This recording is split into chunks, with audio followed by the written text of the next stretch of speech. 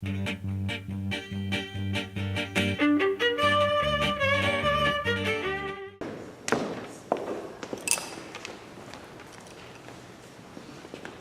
India, sacred traditions have endured throughout the millennia, even in face of the incredible changes that have taken place through the years. I've always been fascinated by ritual in third world countries.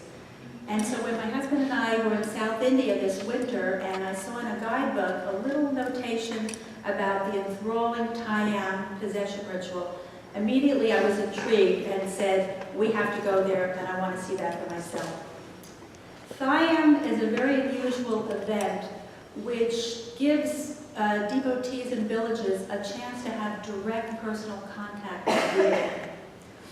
The dancers become possessed or seized by a particular god or goddess, and then when that deity comes into their body, they go into a trance, and then they're elevated to a divine presence.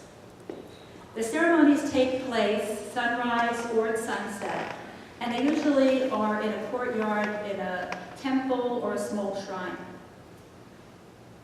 We arrived at our first village about 5 o'clock in the morning, and already the pounding and pulsing of the drums drew me in.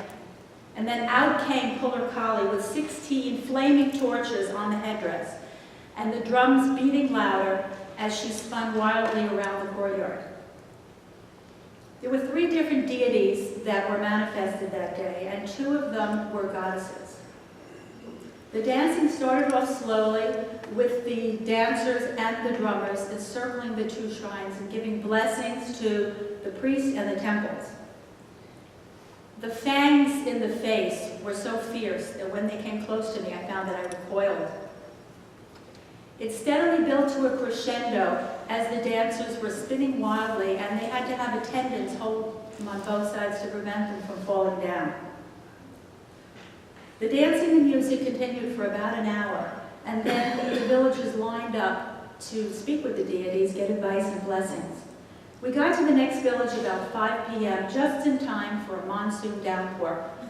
And then about 20 minutes later, the temple attendants took thick burlap bags and took all the water that accumulated into the courtyard and emptied it out. The training of a Tayam dancer is a long process and starts at an early age, and it's passed down through the male lineage in the family.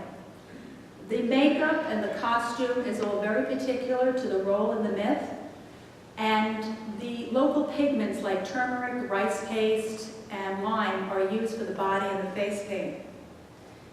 You need a lot of physical and mental endurance. The headdresses can be over 40 feet tall, and those heavy metal anklets weigh many pounds. So the next evening, the 2 dancers were Shiva and Vishnu. They battled with each other, and there were a lot more villages for this one that were in the morning. The atmosphere was very festive, and the men and women and the children were dressed in their finest clothes. For a short period of time during the year, power and position are reversed, as the untouchables, who are the only ones who are permitted to perform this ritual, are venerated by even the most bigoted and caste-conscious Brahmin, because for the villagers, they believe that in Tayam, the gods are speaking to them directly. The next morning was a small village, roadside shrine, where the ritual took place. Much simpler, not as elaborate, but each time we went, we thought this one has to be the best, and it's even more spectacular.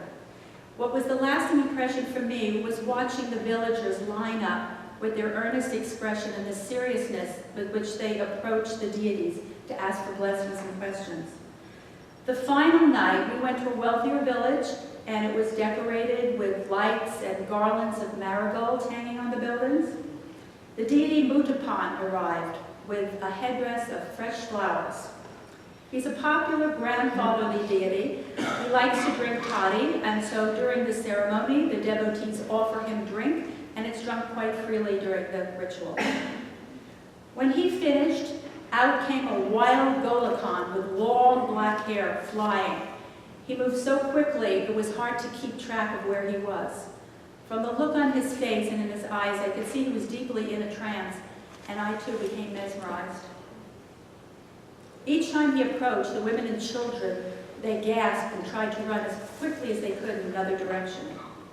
India is a country of contrasts and contradictions, where one minute you can be in the bustling hub of a high-tech industry, and an hour later be transported in time to an older, slower, pre-modern world of ox carts and camels.